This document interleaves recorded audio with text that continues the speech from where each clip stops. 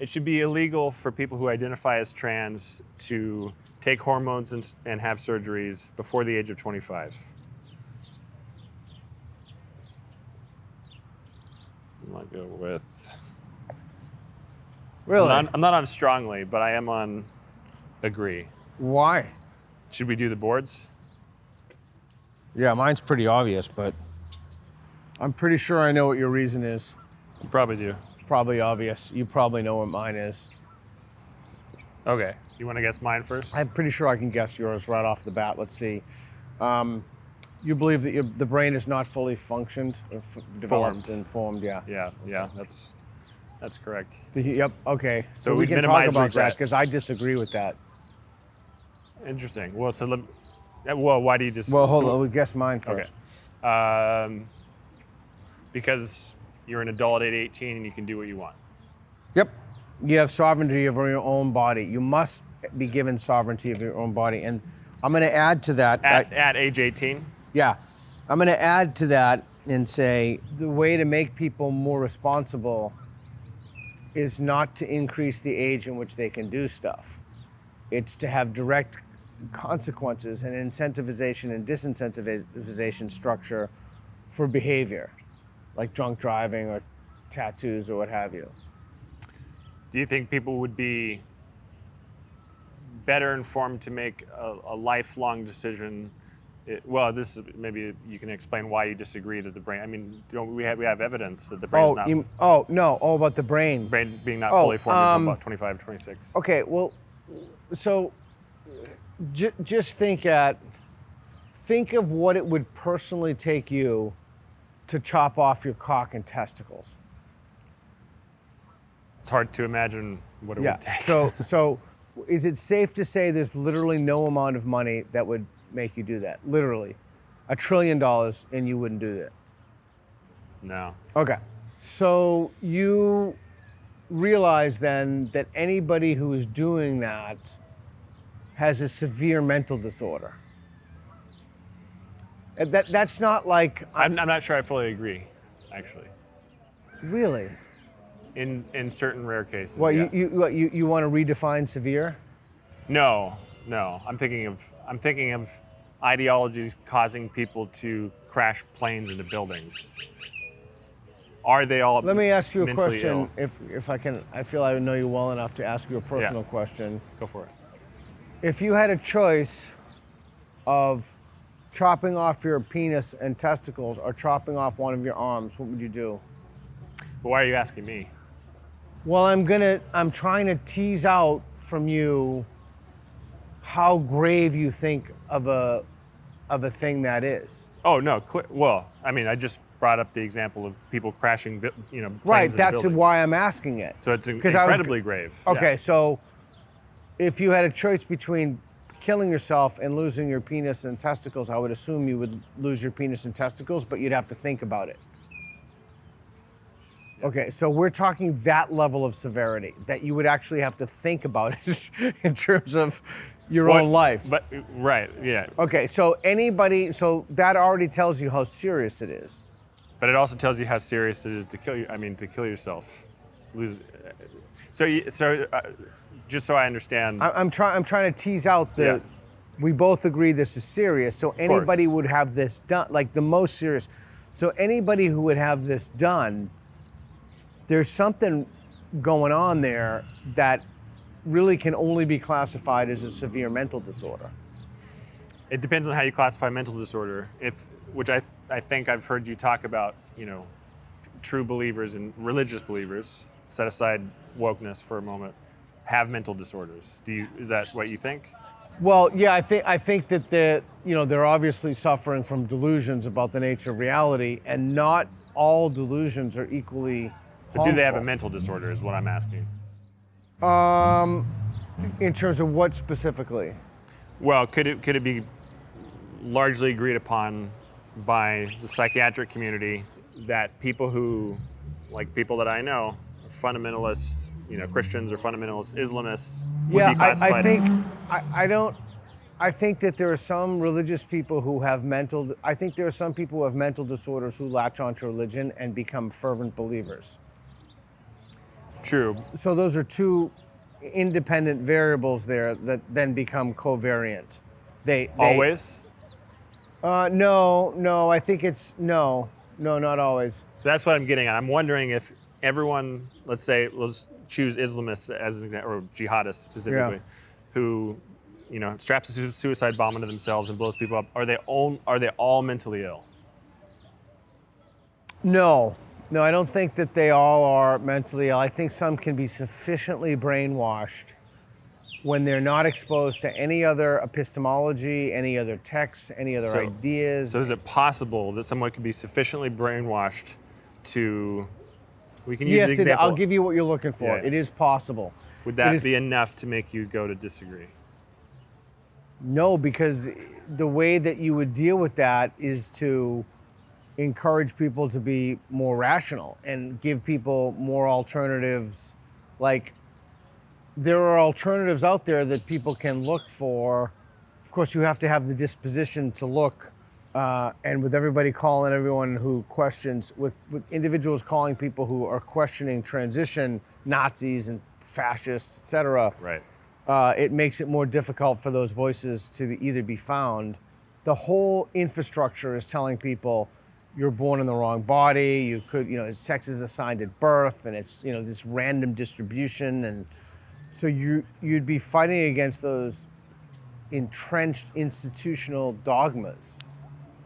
So you mentioned the reason was that you need sovereignty over your own body at 18. Yeah. Do you think that we should change alcohol consumption to 18? Yeah, I've thought about that. If you have sufficient mechanisms in place, and I'm old enough to remember when it was 18 and then they changed it because so many 18-year-olds would drink and drive and start killing people. I remember reading something a long time ago when they were having a problem in the United States. I think it was in the 20s. Actually, I read something of this and I asked my grandfather about this when he was a cop. Machine guns were killing a lot of people, and so they increased the penalty for people who had machine guns, and they gave the death penalty. Mm-hmm. And then the number of people walking around with machine guns and the homicide by machine guns plummeted. So clearly there's a relationship between punishment and the incidence of crime. Generally, and that's just is one example. Yeah. I mean, if you started levying against people on jaywalking, if you started confiscating all their material goods, I could assure you, and you pursued that policy with gusto. Right. People would jaywalk less. Correct. Yeah. So wait, sorry. I'm saying that in regard to drunk driving, right? If you want to lower the age of 18, if you're asking me if I'm in favor of it, you can't just lower it unless you put in. I see. Yeah. What about other age restrictions? I mean, this is kind of an extreme example, but it will illustrate the point. You can't run for president until what age? 35. So what about something like that? Why do you think that is in place? Oh, the president thing? Yeah. Because you can't have. Could you imagine if this country were run by an 18-year-old? I wanted to ask a snarky question in response to that. No, I think the idea is that, and I see where you're going with this, but the idea is they've been around, they have a little wisdom, they can make decisions. But the difference there is they'd be making decisions for someone else, not for themselves. That's the difference. And because you're only talking about making a decision about the thing, you have jurisdiction over your own body. I do not have jurisdiction over. As long as those people then don't force themselves into women's changing rooms and force everyone else to say that they're the opposite sex. That's correct. And then it wouldn't affect anyone else. That's correct. Theoretically, unless they're already married or something. That's the reason the parallel doesn't hold up between running for elected office at 35 or having an age restriction. Well, it does make sense if you just think about age, life experience, and being sure that this is what you want for yourself. Okay, but whether or not it's legal is... whether or not it's legal. And we've already established that this is such an extreme, severe thing that you would literally have to think about that of your own life. Yeah. So I don't know, that would push me to agree more. Agree with me? No. I think because it's so extreme, why should we just let people whose brains are not fully formed to do such an extreme thing? Well, what other option is there? Wait until 25. Name one single thing in which we force people to wait to 25 to do it. Oh, I'm not saying that there is any. Yeah, so it seems like it seems like that's an arbitrary distinction based upon something other than reason. Well, it's not arbitrary. I talked about the brain being fully formed. Yeah, but the fact that you've identified this issue as opposed to any of the other issues. Oh, I'm happy to talk about other issues. Have you ever seen those people who get their tongues sliced? Yeah. I don't think there should be an age restriction for that either. If you want to slice open your own tongue, you're 18, and the day if you want to chop off, the problem I think we haven't talked about is who's paying for this. Right. I mean, that's a separate issue. Yeah. I don't want it to distract from the conversation, but it is an issue that almost no one's talking about. Like, why is it that when you're a ward of the state, like Chelsea Manning, the state paid for her transition? But did you want to do that claim? Yeah, I do, but I would just want to ask, and you can ask me, is there anything that would make you go to disagree or even slightly disagree? Yeah, 100%, absolutely. If every single thing in the society, if the society just decided, you know what, tattoos, alcohol, buying guns, literally everything you could think of, we are now declaring the age of sexual consent. Everything you could think of, it is no longer 18, it's going to be 21. Entering the military, then I would say, then I would move to strongly agree. So this is about a precedent, essentially. This is about, we have declared in the West, we can disagree with this, but that's just the age we've declared. Now, if society all of a sudden said tomorrow, we've decided that the age of adulthood is 17, I would place my I would say 17. Really? Yeah. What if they said 12? 13? Well, then I can't believe that then the society would be, I mean, I think 18 is pushing it as it is, but if the society said that 12, I mean, a 12-year-old is simply not an adult. But if a 12-year-old can get a tattoo, vote, be in the military, I mean, imagine a 12-year-old with a gun. The age at which an individual should be allowed to transition should be 18.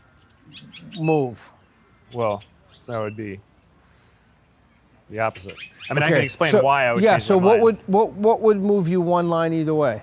Well, I can more easily say why I would agree with that claim, which would be it would be a host of things. One, if our culture was such that we didn't have an ideology that was pushed onto a bunch of kids, and we weren't indoctrinating all these kids to think that they were the opposite sex when they're not. So we have a high, regret rate. So that would be one thing. Can I pause you on that? Sure. So just as a reason, the reason you just gave is a reason to fix the source of the contamination. Sure. No. Yeah. Okay. Go ahead. Yeah.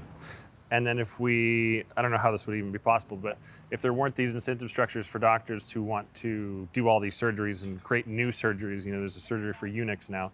If they weren't, and I'm not advocating for socialism here, but if they weren't so incentivized to do all these surgeries, and you have that doctor, that makes TikTok videos for kids that are 18, all this insane shit. So if the incentive structure was different as well. So in other words, I agree with you. If there was a cultural incentive to not do these things, then I think I would change my mind. Okay. Yeah. Hi everyone, thanks for watching. I hope you're enjoying my channel.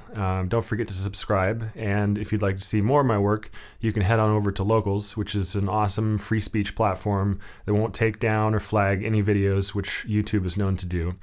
It's a great platform because people want to be there and they'll engage in meaningful dialogue with you, and it's awesome. Plus, if you sign up for a paid account, you can get access to content that is exclusive to Locals. You'll find a link for that in the description below. Also, if you ever see me lying down in interviews or in any of the videos, it's because I lived with debilitating back pain for years, so I just wanted to explain that so you understand what's going on. And sometimes my little dog Nora might make an appearance. Nora, come here.